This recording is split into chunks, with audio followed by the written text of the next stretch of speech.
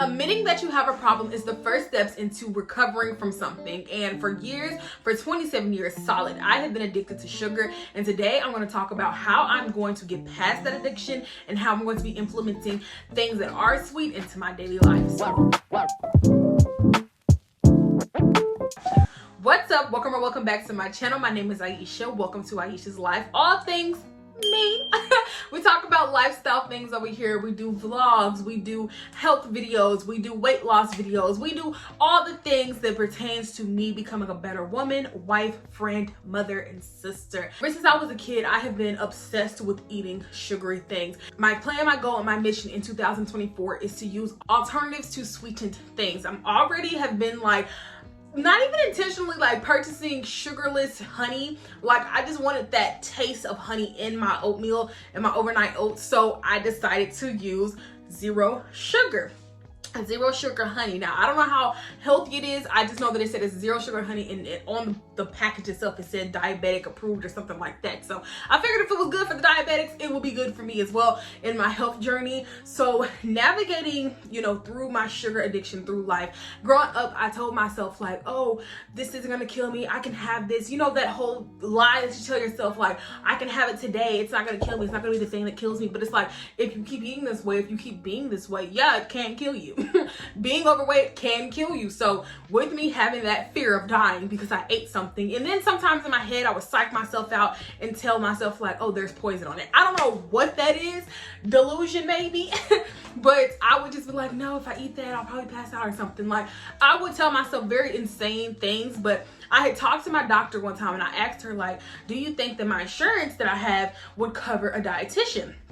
I spoke to the dietitian, weeks later after me and my doctor had that conversation. The dietitian told me that insurance does not cover it. My particular insurance didn't cover it, so I would have to pay out of pocket. So instead of me paying $50 for an hour or $15 for a 30-minute session, I told myself that I would literally just learn how to not have a sugar craving all the time. I think it's perfectly fine. Like there's so many recipes out here that has sugar alternatives that you can use. Like you can put agave, you can have sweeteners. I think there's some people that have like stevia. I've never had stevia before, but like that's probably something I'll probably eventually will purchase. But I would use the excuse of, oh, I'm on my period, so that means that I get the chance to have all this chocolate, when it's like, no, because it's gonna have you in a pattern. I think that having the sugar addiction, I would constantly want it, constantly need it, constantly have to have it. It's like a person addicted to cigarettes. You get that first hit of nicotine, it's like, it may change your life, it may ruin your life, you never know. So for me, it's one of those things where I wanna nip it in the butt now, because when I do start having children,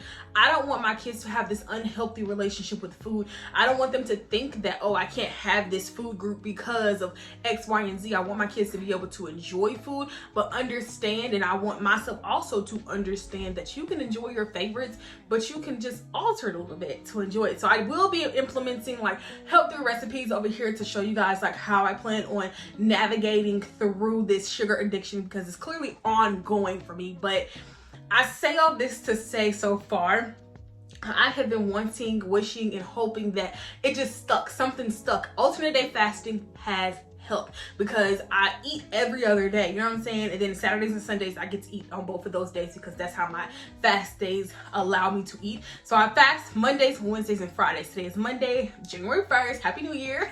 And I had told myself like, you are going to get this sugar stuff under control. Like I felt like after I ate something savory, oh, I need something sweet. And it's like, no, I already don't drink a bunch of like sugary drinks. Like I'll have some Minute Maid here and there, but it's not something I crave anymore. And then I got to the point where I was drinking zero sugar Minute Maids, which still necessarily, didn't have a lot of sugar, but it still had sugar in it. Having, Kool-Aid, and if you're black, you already know, we put damn near a pound of sugar in our Kool-Aid. So navigating from drinking those type of beverages to then only drinking water for real, and then on occasion having like a juice, a small pop, I was making those small changes. So I'm saying to you, if you're watching this and you also have a sugar addiction, you can alternate how you put sugar into your daily life. It doesn't have to be something that you have through every single meal, but it can be something that will and can be used as a treat to yourself for maybe you went a month without having, you know, indulged in like all this extra sugary stuff. So you made yourself a low sugar or sugarless, you know, item or whatever.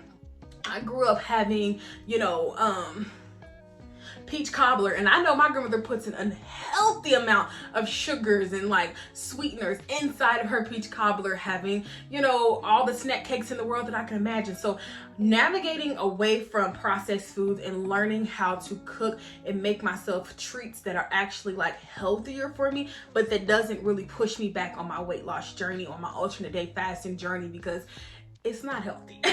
The way I was going about things was not healthy, and I hope that this video will also encourage you to understand that maybe you do have an addiction to sugar and it's an unhealthy addiction and you want to do better by it. So I hope that you subscribe and kind of understand what my brain was trying to, you know, put out in this video, because I was sitting here watching Low Carb Love with Myra the other day about her sugar addiction, and I was like, I think I also have sugar addiction. Like, that is real. So just making small changes in my life is going to be a world of difference to my daily health in general. I do have diabetes in my family. Like, people in my family do have diabetes, and I don't want that to be my story necessarily. So I want to get it under control. So I hope that you come along this journey by hitting that subscribe button with that bell, pressing all, so you get all my notifications when I do post another video about this journey.